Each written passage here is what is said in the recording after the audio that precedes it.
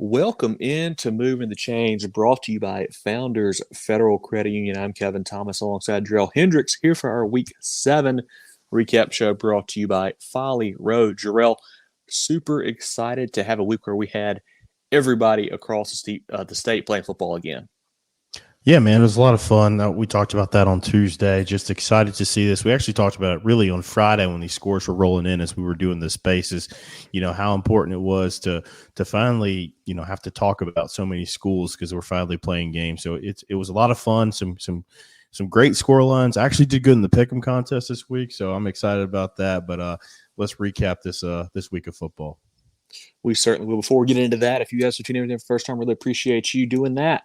Be sure to follow us here on Facebook, Twitter /X, Instagram, YouTube, and more at Movin Chains, MOVINCHAINS. MovinChains.com is our website, our podcast on Apple, Spotify, Google, and more. We do a weekly preview show live on Tuesday nights, about 7:15 on Facebook and YouTube. We break down all the games from that upcoming slate. We do a recap show, comes out on our podcast platforms on Sunday nights, Monday mornings. And then we do coach interviews, player interviews, Teams of the League, lots of great stuff on social media between all of between the rest of the week as well. So definitely check us out on all platforms. Continue to support us, and we appreciate that. But another way to support us, Jerel, is to get your merch. We've got great hats. We've got great T-shirts now. A pink one for the ladies. We've got a gray, a navy blue, a white, and a black. Not a white, a black as well. We got great hoodies, some toboggans. Great merch options from Moving the Chains. Email mtcgear.sc@gmail.com. You can also message us on Facebook or Twitter or whatever is easiest for you. Love to have you guys supporting us and wearing your stuff out of the game. It's about to get cold enough. I had to wear my sweatshirt on Friday. It's getting chilly there, so definitely get yours now and be ready for that colder weather when that starts to roll in here sooner rather than later. But quick shout out to some friends of the program before we get going here on our recap show. Need a new ride to get you to the big game? Founders Federal Credit Union has auto loan rates that'll get you in the driver's seat without breaking the bank. And here's the best part. No payment for up to 90 days. Drive to victory with a loan that suits your budget. Visit foundersfcu.com/auto today and score your dream car with an auto loan from Founders. Terms and conditions apply. Member qualification required.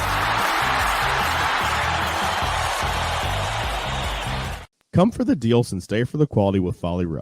From polos to Q-zips to hats and more, their moisture wicking, quick drying, and anti-wrinkle apparel is the perfect blend of comfort and fashion for game day. FollyRow.com and at Folly Row on social media. Folly Row. Very good polos. Jerel, let's start with our Carolina Orthopedic and Neurosurgical Associates games of the week, our Kona games of the week. Break those down and talk about that action from Friday night and Saturday night as well. For sure. Yeah, we'll start it off with us, loading up the bus and heading down to the Midlands. Is a game that we caught, and that was Irmo and River Bluff. Kevin, this is a team in Irmo that just continues to click off wins. I think at this point it's 19 straight in the regular season. They moved to 7-0 on the season, 2-0 after dispatching River Bluff 35-14. And the Irmo Yellow Jackets look for real. But it's kind of like we mentioned in previewing this game, man. They don't really just dominate opponents, but they just choke you out, use the running game, use the defense, and of course they have some high level playmakers as well. Very nice win for Coach Brand's group. We felt like they didn't play their best football and they still win by 3 scores. I mean, that's gotta be fun if you're a member of that squad right now. We got to see a firsthand look at AJ Brand. We saw him last year, got to see him again this year. So same thing with Donovan Murph and Amir White and a bunch of those young players on defense. They really impressed. Jaden Bryant looked great up front defensively for them. Nate Carson on the OL, the I think recent South Carolina offer he got there. Great to see him in person as well. They've got some studs, man, all over the football field. On a night where they couldn't really get the pass game going, they ran it a ton. Amir, I think, had 2 touchdown runs. I believe AJ had 3.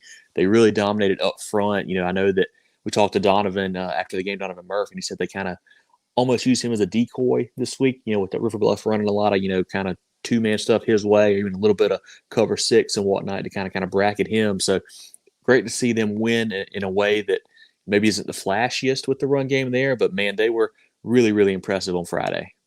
Yeah, I think that helps too, is when you have a football team where you can not play your A game and still win by that scoreline. But more importantly, you have different types of ways that you can win football games. If you need to ground and pound, you can do that. If you need to air it out, you can also utilize that. And speaking with Donovan, he mentioned like, hey, I was more of a decoy today, and we were able to let Amir get loose, let AJ get loose on the ground, and they were able to accomplish what they wanted to. But on the River Bluff side, obviously, I think they hurt a little bit missing starting quarterback Parker Murray there. That definitely wasn't to their benefit. The young quarterback there, he made some good throws, but again, when you're going up against a legitimate state title contender, it's tough. So big win in that region for Irmo, and just, excited to see what they're going to do. It's just setting up, for that big time matchup to end the season against Dutch Fork. Yeah, and it was really odd too from the River Bluff side. Like I felt like they had some success running the football with Hayden Myers here and there, but just the problem was they didn't have any variation off of that. It felt like the same run play a lot of the night. And then, the pass plays, the pass concepts were a little bit maybe uninspiring, you could say. And I know, wonder how much of that is just because they had to go to the backup where you don't have your senior Parker Murray, who's played a lot of football in there. You got a sophomore who's just making his first career start, kind of, having to make those reads and maybe get a little bit simpler with some of the stuff there because they've got weapons. I thought Aaron Griffin outside, he caught a long touchdown pass. He's a weapon there. Stephen Collier, the ECU commit, he's a stud. He caught one nice slant, took it probably 60 yards inside the 10, led to their first touchdown there. They've got some weapons, just couldn't really get the ball to them a ton on Friday. And it was an interesting game where Irmo gets the ball first, comes out, scores, no problem. They get a stop. They score again. They go up 14-0. They go up 21-0. We're like, oh, Jerel, this is bad news Yeah. here. But then River Bluff puts together that nice drive. They hit Collier for the long game. They end up getting a touchdown, 21-7. Get a stop before the half. Get the ball back. Drive down. Didn't love some of the clock management stuff on that drive, but anyway, they drive down to field goal range.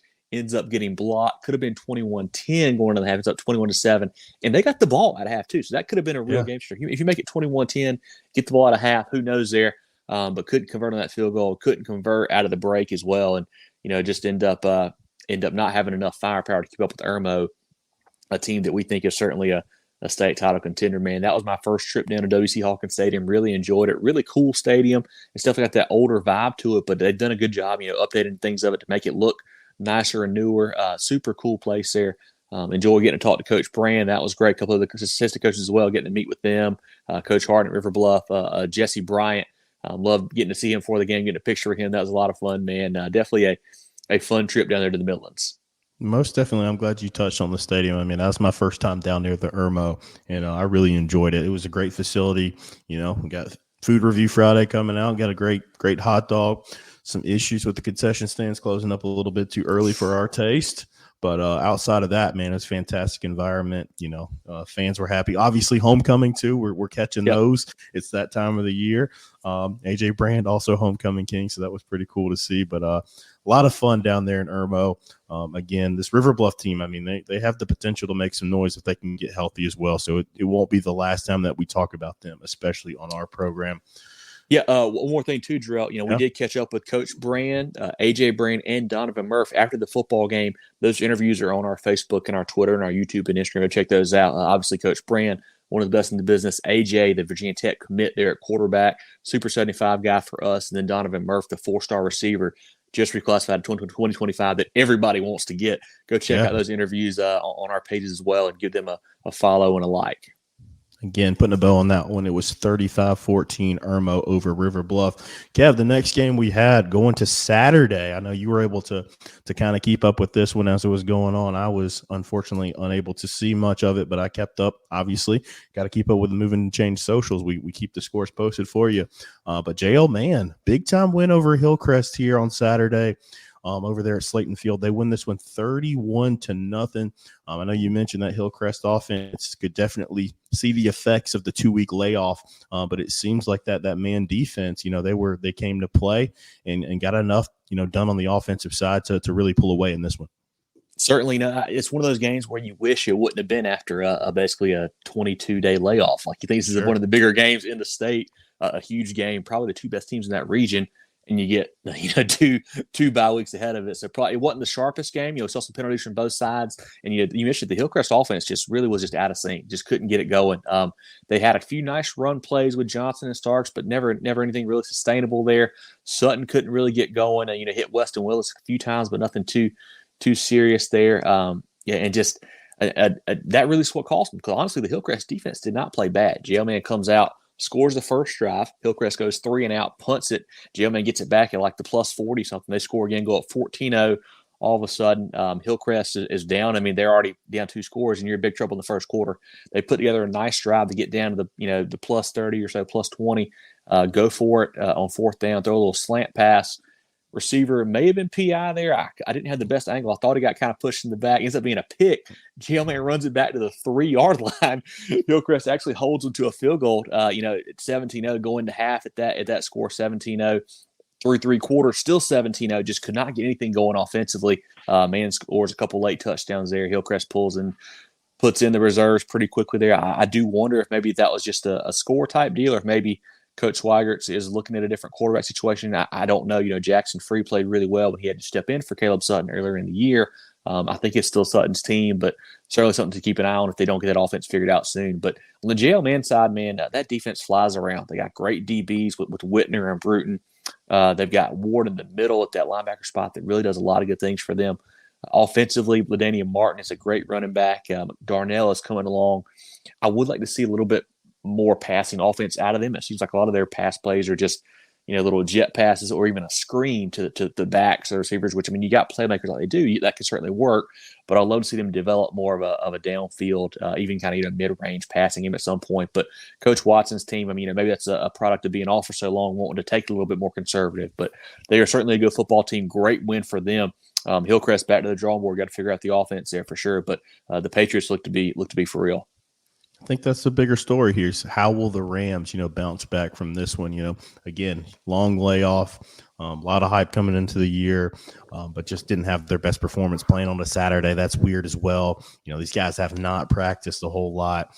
How do they recover from this defeat? And like you said, Coach Watson, his defense looks like they're pretty salty this year. So definitely we know about the talent they have on the offensive side. So if their defense keeps playing like this, another team we just mentioned, that's a state title contender. So that one again, 31-0 on Saturday, man, over Hillcrest, taking it down to the Low Country, and May River defeating Bishop England 35-8. I mean, this is an impressive performance by the Sharks. Again, we've talked about this repeatedly, talked to the coaches in the offseason. They were really excited about this team. It's a Bishop England team that had really found their stride. It's before and after they had the one defeat, to Porter Goud, who we think is, regardless of, classification or, association, I guess, in this particular instance, is one of the better teams in the state. But they have been playing really good football, over there in Charleston, but May River took it to them. Jerel, we talk about every week how good we think that Bishop England defense is. Buddy, May River rushed for 458 yards of offense. I mean, Crazy. they put up 491 total, 458 on the ground, 33 passing, 3 100-yard rushers. Sean Mitchell, I feel like every week is a different guy. Mitchell led them this week, 159. Last week it was Johnson who had 105 this week. Haskins had 121 this week. They had another guy who had 65 and a touchdown, man. Just unbelievable what they're doing with that kind of new offense there for Coach Bonneville, man. They are going to be, I think, a tough out for anyone. Honestly, you don't see that offense a lot at that level. And right now, it seems like they've got the playmakers who can take it to the house and just will grind you down as well with those big boys up front. Super impressive effort on that side of the football for the Sharks, man. That is a fantastic win over a Bishop England team that we think is pretty solid. Yeah, we're showing some love to the rushing attack, that three-headed monster there, but also the defensive performance as well, for the Sharks, holding that Bishop England team, and Coach Hall, who can really draw them up, to 8 points there is impressive as well. It's a complete team effort. I think May River takes control of that region, and they're a team that they've hovered around the top 5, but I think they're solidly in the top 5 now. So really excited to see what they do as we progress through the season. Let's move on. We had Jerel and Central Pageland. I mean, I don't know if anybody is hotter in the state than Central Pageland's been over the last few weeks, but Jerel put an end to that. They win this ball game 30-13. Good performance by the Braves. again, as we've mentioned, they've scheduled difficult teams, non-regional. They played the River Bluff team, earlier in the season that we just talked about. But Jerel gets it going. That's a big-time performance for those guys. Still probably didn't play the cleanest game yet, but still probably played their best game of the season so far as well. Cam McClendon has been killing it the last couple weeks. He had another big game for them. Started the game with, I think, a 67-yard touchdown run, something like that, to take the early lead there. And just that defense, man, put a chokehold on Central that has a ton of skill guys and really been lighting it up lately. We had a player leak from there, Trey Wilson, last week, who had, I think, 3 different touchdowns in that huge win they had. And that Jerel team, man, looks to be the real deal. They're a team that we were high on coming into the season. We knew they had a chance to make a run in two-way with that tough non-region schedule. They kind of got forgotten about, it feels like. Kind of, fell down on the pole a little bit. So their schedule's not going to be the prettiest record, but they are one of the best teams, I think, in 2A, especially when they put it all together. And it seems to be like they're peaking here at the right time. Most definitely. Coach Poole can get his team to play a complete game. I think they can play with anybody in that region, especially in that classification. But moving on to our SCSA game of the week, a big-time matchup in 4A there. I mean, I'll say it is probably the battle for the second best team in 4A, and that's no slight. That's Porter Gaud and Northwood. Porter Gaud's able to win this game. Big time defensive performance in the second half. They win at 28-12 over Northwood. Yeah, what you get Porter Gaud, JJ Flood. A lot of run game, and man, he had another big game for them. They are a really tough team to stop when they get that going with him and Brown up in the run game there. Northwood is a very good football team. They really are. Just not quite on that level of Porter Gaud and Hammond yet. It feels like it's just a few key pieces away, but Coach Waters and the boys are on the way for sure. But love what Porter Gaud's doing, with Brad Bowles. I mean, we're probably trending towards a Hammond Porter Gaud rematch here for the state title and a month or so from now. But man, a great win for the Cyclones, and just a game that, had a lot of hype coming into it because people wanted to see how good Northwood was. A team that was undefeated, had all the momentum in the world. Porter Gaud said, "Nah, man, we're going to shut you down on defense here in the second half." Especially a great win for the Cyclones. Again, those Kona games of the week, we had Irmo defeating River Bluff 35-14. JL Man over Hillcrest 31-0.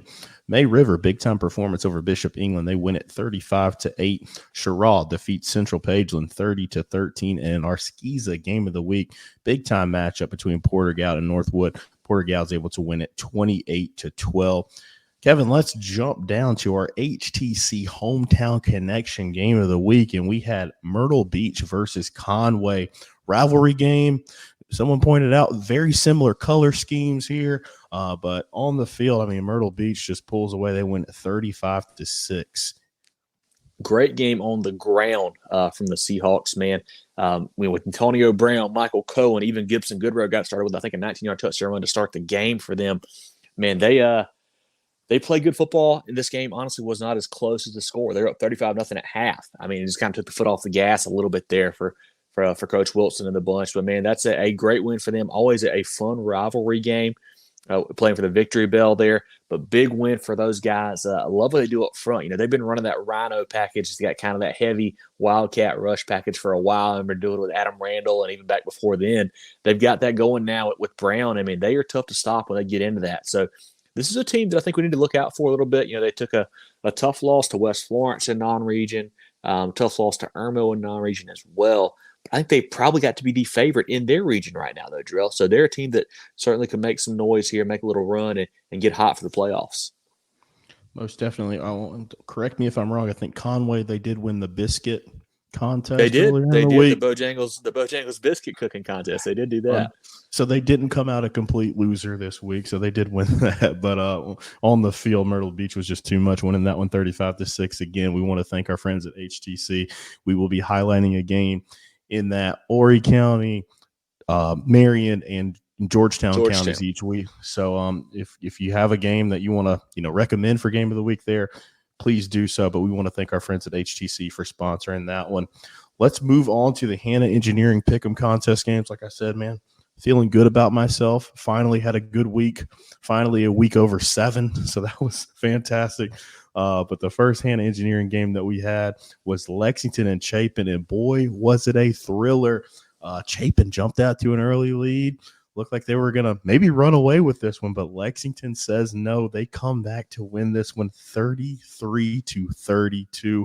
What a football game. We might have picked the wrong one to go to in the Midlands. Yeah, two super contrasting styles there, but it ends with Lexington throwing a touchdown pass. I think it was a 20-something yarder with 20-something seconds left, man.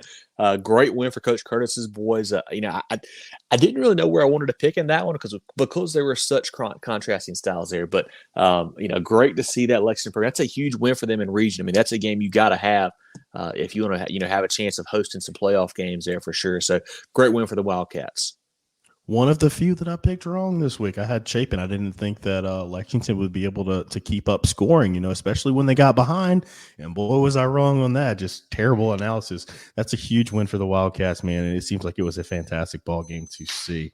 Moving on to our next one. In the upstate, we have some longtime rivals here, Spartanburg and Dorman. Vikings able to take this one 23-7. Spartanburg, man, is a team that's, again, another one that's kind of fringe top 5. Don't really know what they have. But their resume is looking better and better as they continue to go through the year. I mean, they opened up the season with a big time win over South Point, but this is a great showing for the Spartanburg program. The defense is really good, man. Coach Hodge has that bunch playing good football. The offense, I'm sure he wants to be a little bit crisper for sure, but they're playing great on defense with Cameron Smith and those guys. He is getting it done. A Shrine Bowler there for them. On the Dorman side, man, the offense is what's holding them back, I feel like. Yeah, they've had some games where they've been in there and they play good defense and just can't quite score quite enough points, and seem to be the case again on Friday. I know they've got a young quarterback in there, but can't quite get the explosiveness they need right now for Coach Morris there, excuse me. But yeah, great win for Spartanburg. I think we've got a team got to maybe take a deeper dive at, a deeper look at, and really see how good we think they are. Staying in the upstate, we had Wren and Fountain Inn. That one rhymes. I didn't realize that until it came out of my mouth. But Wren is able to, win this one and win it convincingly. Big time performance there by Reese Price. Final score on this one is 49-12. The Hurricanes all over the Fury here. Wow, man, just a huge game on the ground for Price and for Bagwell. And Bagwell, the quarterback, big running threat, had a game through the air as well, went 8 for 10, started off 0 for 2, completed his last 8 there. So great game for Colton, man. Coach Freight's bunch playing inspired football right now. Great game, just, on the ground. That's what they do, man. And just stop it. And holding a pretty good Fountain Inn offense to 12 points as well is pretty impressive. You got to think that they, again, playing very inspired. That community's been through a lot, obviously with Isaac and in his battle. So we continue to pray for him and his family in that community. But I know those 3 hours that they were able to just play ball and watch their team get after it was awesome for everybody involved. Again, that one was 49-12. Another one here, we got Fairfield Central and Chester. Fairfield Central all over them in this one. They win it 23-6. I mean, this is a team that's been coming on. They've had some impressive victories over the last few weeks.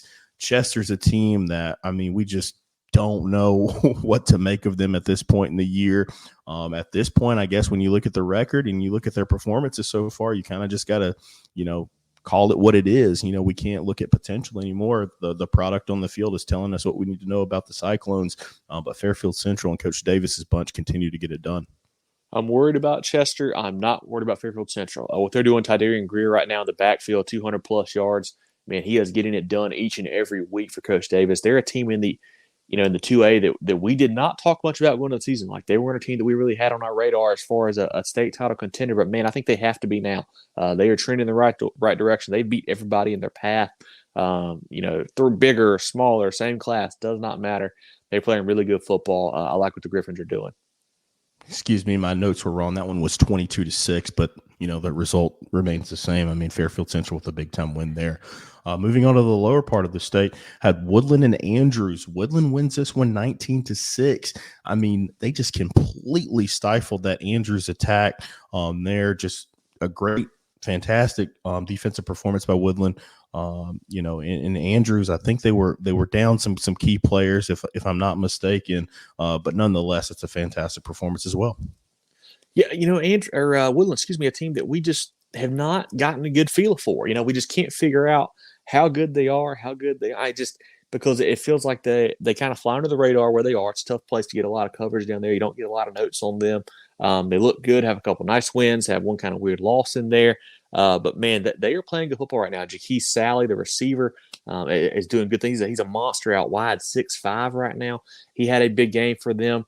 I believe he had, I think it was, let me look it up right here, 12 catches over 100 yards and 2 touchdowns. I mean, he basically won the game for Woodland. Just a monster target out wide.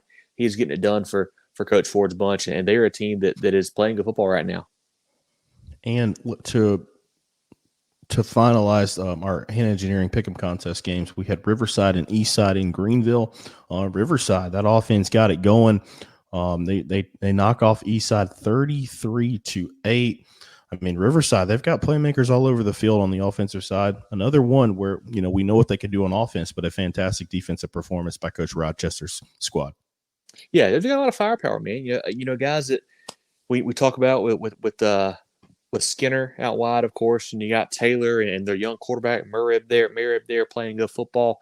A team in Greenville that is probably one of the better ones in the county that we probably should talk a little bit more about. Like, I know we've had them on our radar a good bit. We've kind of brought them up, but I think teams across the state maybe don't realize how good they are. Most definitely. Again, our hand engineering pick'em contest games, we had Lexington over Chapin 33-32. Spartanburg defeats Dorman 23-7. Wren all over Fountain Inn 49-12. Fairfield Central defeats Chester 22-6. Woodland over Andrews 19-6. And Riverside defeating Eastside in a rivalry game there in Greenville County 33-8. At HTC, we're here to keep you connected. Here to provide reliable fiber optic internet with free, fast, and secure HTC Smart Wi-Fi. HTC, here to connect. With 3 convenient locations in Spartanburg, Duncan, and Greenville, Carolina Orthopedic and Neurosurgical Associates, Kona, offers the most advanced training and experience in orthopedic surgery, neurosurgery, sports medicine, and pain management in the upstate. Go to kona.care to learn more. Taking a look now at our Players of the Week, brought to you by the Georgia Agency. As always, guys, if you see a great stat line, have somebody on your school or your team play great, let us know. Send that to us on Facebook or on X or on email or whatever's better for you.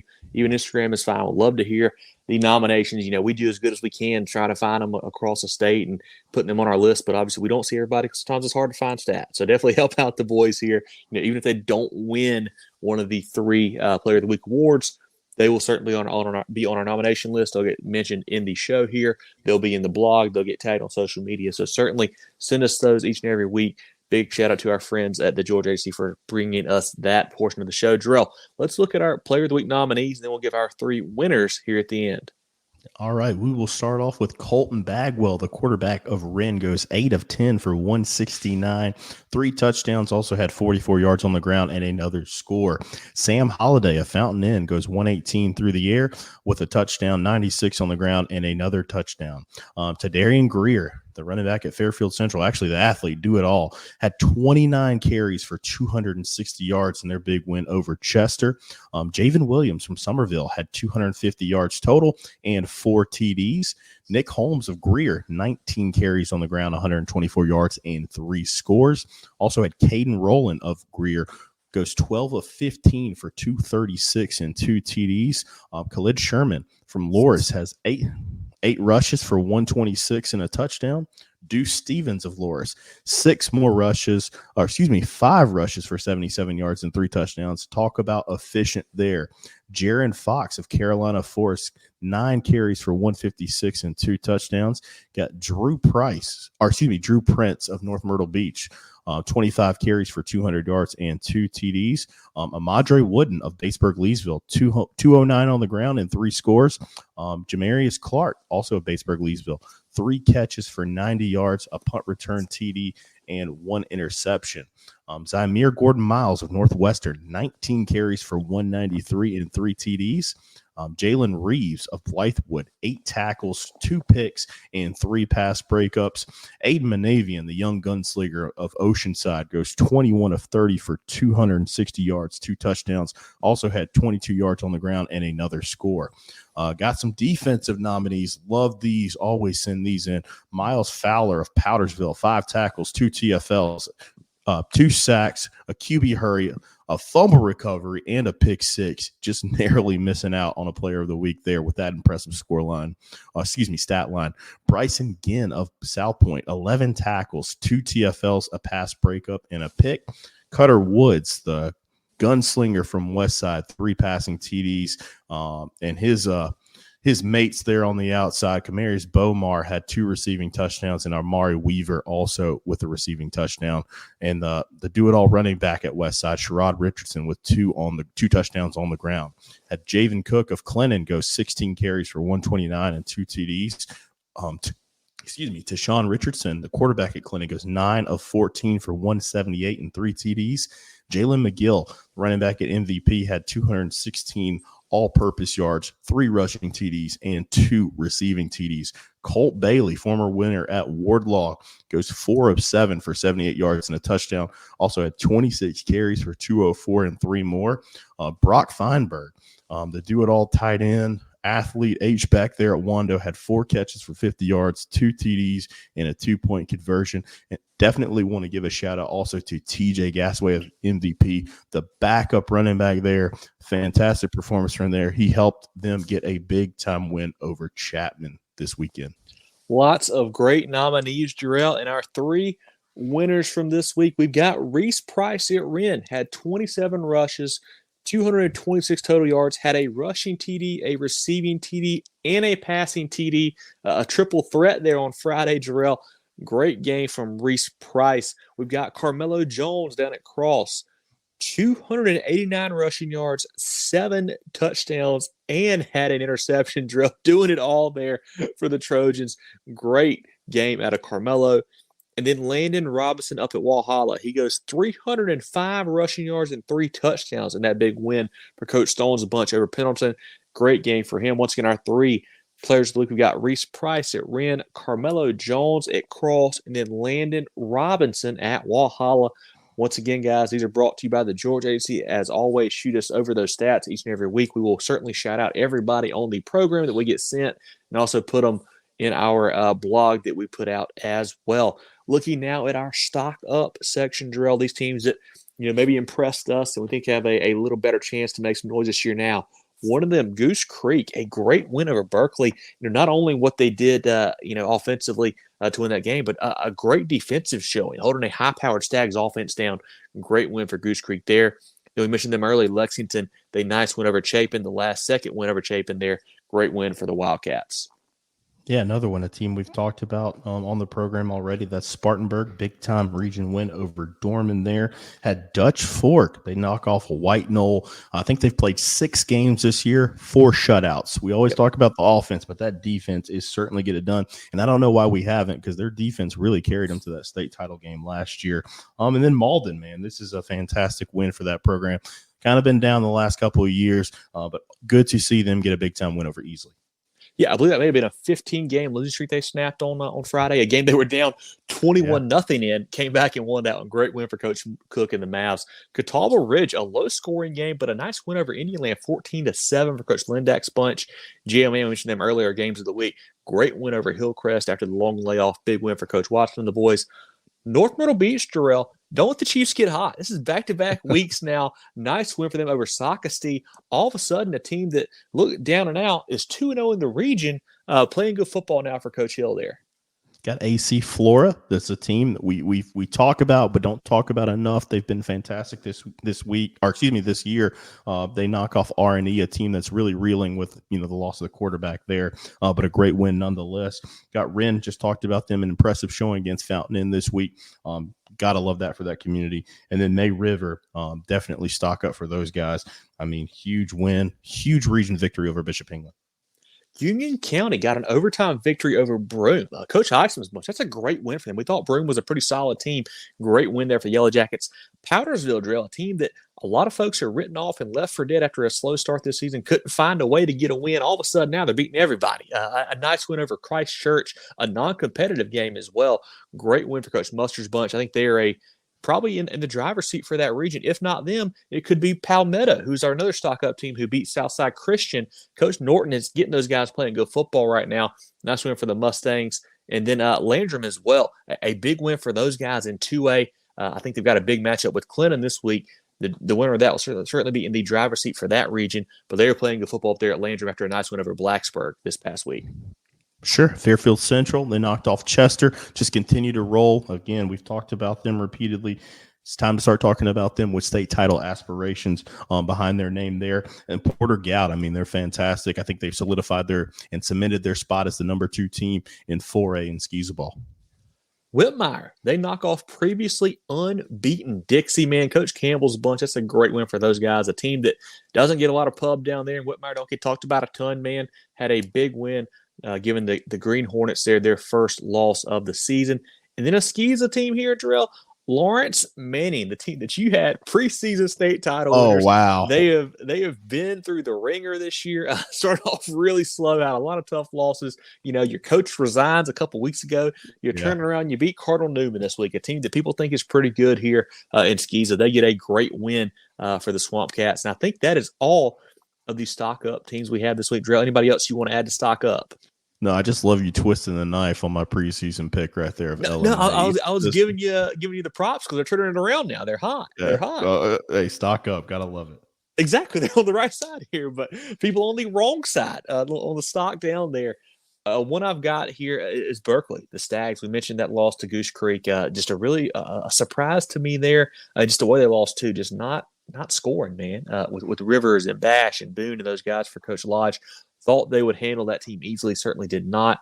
And then Dorman, a couple weeks ago we had them, I think, in our poll. We thought they were playing good football. 2 tough losses down the road to Burns and then to Spartanburg in games where you just can't get the offense going. I mean, that's what it comes down to for Coach Morrison, the bunch there. Cannot get that offense going at all. Losing the city rivalry, stock down for Dorman. Yeah, got to go Dixie. I mean, this is a team that's been riding high. They've been a fringe, top 5 in our poll. They play Whitmire and get beat by 20 points. So, I mean, that's usually the opposite. When we have somebody stock up, stock down is usually another team that we've mentioned.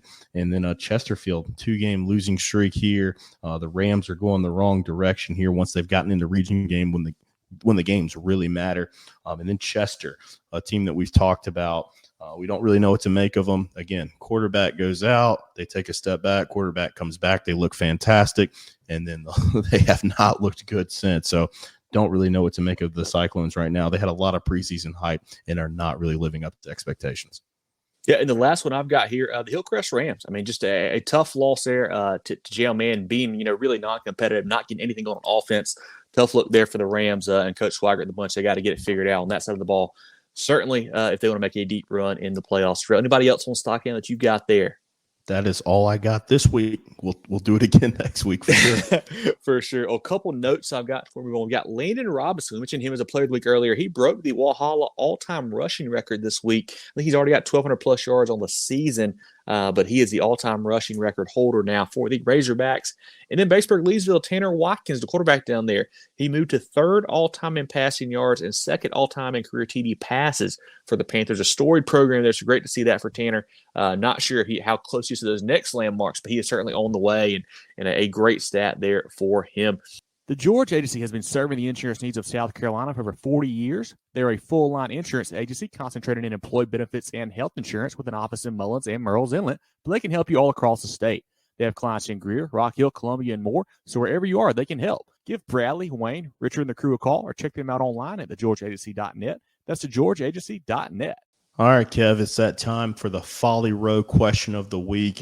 And this one is going to be interesting. As you've noticed, you've been retweeting all of these new schedules. These regions are really, the high school league kind of left it up to the regions to determine how they wanted to, set up their schedules, how they were going to set up seating and things like that. So the question I pose to you this week is, how difficult do you think it's going to be for these coaches and players to manage these updated schedules? Because we are playing on just about every day of the week once you start looking through it. We got games Mondays, we got Tuesdays, Thursdays, Fridays, all kinds of stuff here. To go along with the craziness that we experience between especially the layoffs for some of these teams, how difficult is it going to be, going forward to managing, playing on different days of the week? I'll start off by saying I feel bad for these coaches' families because they are probably not going to see them very much for the next month or so. Those guys are already busy, and now they're going to be game planning every single night for the next week. I mean, you get no days off now. And I wonder if you're, on the coaching side, Jerel, obviously you still do all your prep, still do your film work, all that stuff. Yeah. I wonder if you maybe simplify a little bit what you do each week on offense and defense, just because you don't want to overload the kids, man, because, you're going to have to be out there probably practicing on Sundays now, maybe doing some stuff on Saturday as well to kind of keep, we've seen, like you said, I know a team played, I think Hillcrest and Jerel, man, both played Saturday. I believe they both play Thursday this week already. So you don't really have a lot of time to prep. You're doing a walkthrough on Wednesday. You might have to get the guys in there to practice on Sunday. Honestly, you get them out there Sunday, Monday, Tuesday. I don't know. Then you turn around and play the next Wednesday. It's a lot going on, man. And it's got to be tough for all of them. And, the kids, they want to play football. It's probably not a huge deal to them. They're like, just line it up. Let's go. I think it's more on the coaches about how they manage the game plan and what they want to come out in and how in-depth they want to get for each opponent as they go. And it may be something, Jerel, where we see some of these teams just want to, if you're good, like like a JL Man or like a Strom Thurmond of the CSRA or even a Gray Collegiate or North Augusta, somebody who had to miss 2 weeks, if you go really vanilla here for the last month of the season, because that you win a lot of football games going vanilla, and then when you get in the playoffs, you may have a completely different offense that people have just not seen, and that may be a big factor for you guys and a big surprise point. It could be a big difference maker. So you should see how some of these coaching staffs kind of handle these next 4 or 5 games. Yeah, I think you're right. With the kids, they don't care. I mean, they're young. They bounce back. They're not old, so they'll be able to heal up and keep going. But like you said, it's going to be very taxing on the families of those coaches. I pray for all the wives, girlfriends, and significant others that are involved there, because these guys are really going to have to get after it. But how awesome is it for us? I mean, we are going to get to see a lot of football. I think the maps for the Movin The Chains road trip is going to look much better than it ever has. So I'm excited about getting to see more football, especially, it'll be easier for us to kind of keep it local because a lot of the teams that were affected, unfortunately, are in our area, where we reside full time. So we'll get to see a lot of football, get to see a lot of players, but it is going to be some interesting and difficult times moving forward. Yeah, obviously we can't go see games on Tuesday. We have the preview show. Sorry about that, guys, but Mondays, Wednesdays, Thursdays, Saturdays, Sundays, whatever, we can make it happen. So if we're going to be traveling a lot here, I think the next few weeks, it's going to be a lot of fun. I do want to make a request, Jerel, to fans of these programs, like, please show up to these games. I mean, these kids, all these seniors, this is their last time playing football. I don't care if it's a Monday or a Thursday or Wednesday, whatever. Get out there and watch them play, man. I don't want to see them having to play in front of 50 kids, like 50 parents. Let's get some real fans out there. I know it's going to be tough. Some of these schools are having to move homecoming to a different night, which, really stinks instead of a Friday. But please get out there and support them. Go out and see these football games. I mean, what else you got to do on a Thursday? Or what's better than watching football? Like, seriously, honestly. So get out there and go check these games out. I don't care what night they are. Yeah, and it's a trickle-down effect, too. I hate to bring in, money with it, too, but a lot of these athletic departments depend on these gates, for these football games in order to support, other athletic programs as well. So definitely get out there, and support, spend some money, go buy a hot dog, go buy a Coke, go get a pickle or something like that in the concession stand while you're there. But definitely go out and support these guys, because they are going to be working harder the next few weeks than they ever have. And again, they may be football players like me where it's their last stop. So this is a very important time for these kids and these coaches and communities. Yeah, and while you're out there spending money, but get some Movin The Chains merch. We got some great hats, some Richardson hats, some great toboggans, a gray and a black for the cold weather coming up. We got the great hoodies. I was informed apparently on Friday, Jerel. I told my girlfriend I was wearing my white hoodie, my gray hoodie. She's like, I am too. I was like, okay, well, I'll wear the white one so we don't match. Apparently, what I thought was white is gray to her. So just check them out online. So you'll figure out what color you want to get. Well, I think one's like a lighter white, and one's a gray, but apparently I was wrong. I don't know. You guys look up me and get your own hoodie. Make your own choice there for sure. We got T-shirts as well, a black T-shirt, a navy blue, a gray, a pink for the ladies. Really good stuff there. So support the boys. Help us make the show bigger and better, man. Love to have you guys repping our stuff out at the ball games. As always, follow us on Facebook, X, Instagram, YouTube, and more at Movin Chains, MOVINCHAINS. MovinChains.com is our website. Podcast on Apple, Spotify, Google, and more. Looking forward to our preview show on Tuesday. That's going to be a lot of fun as well. And Jerel, we got a great interview as well this week. We're doing it Tuesday, probably drop it Wednesday or Thursday for one of the coaches that are involved in the let's say one of the premier games of the week. Put it that way for sure. So definitely looking forward to get that one out there for you guys and having y'all tune in to that. I do want to shout out once again our friends at Irma for having us out there. The AD, Mr. Calvert, they appreciate him. Coach Brand, as always. Love getting to meet some more of the coaches there on site. I think Coach Williams and I can believe Coach Mathis maybe as well we got to meet. And then Jesse Bryant before the game. Got to talk to him. That was a lot of fun seeing some folks. Now you talked to Donovan Murph's dad as well. Got to talk to him. Awesome. So definitely a lot of folks we got to meet and see for the first time down there at Irmo. Definitely enjoyed that experience. Jerel, any final thoughts here before we wrap up for the night? No, excited. I mean, again, it's going to be craziness trying to keep up with these schedules moving forward.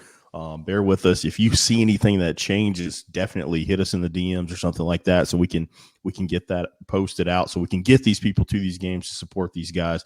Again, go get that Moving the Chains merch. While you're doing that too, just double up. Go get you some Folly Row merch as well because we gotta thank them for supporting this podcast. Only a recap show each week, and all of our sponsors. Be sure to go and patronize their businesses because they are fantastic. But I want to wrap it up again. I'm just emphasize, follow us, subscribe on YouTube. I know you're on the other ones. Subscribe on YouTube. I know those numbers are starting to go up, so we certainly appreciate that. And check us out on Tuesday. And definitely check out that interview. It's one of the coaches of the few remaining undefeated teams in the state of South Carolina. They will be facing off against another undefeated team this week. So just kind of drop that little nugget there. Yes, really excited for that interview. Moving the Chains is always brought to you by Founders Federal Credit Union. For Jerel Hendricks, I'm Kevin Thomas. This has been our Week 7 recap show for South Carolina high school football presented by Folly Row. And we will catch you guys next week.